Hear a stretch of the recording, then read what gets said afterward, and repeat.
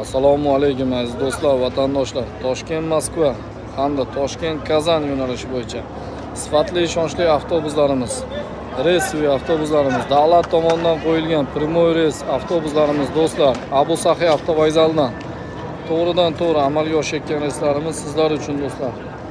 Mana ko'rib turibsizlar, avtobusimiz shart-sharoitlarini ishonchli, sifatli avtobuslarimiz Abu Saxiy avtovokzalidan haftada 4 marta Moskvaga, dushanba, seshanba, payshanba, juma kunlariga Moskva, Sankt-Peterburg, Samara, Penza, Vladimir, Nijniy Novgorod, Kazan shaharlariga hamda primoy Kazan avtobuslarimiz seshanba hamda juma kunlariga bo'lyapti aka-ukalar.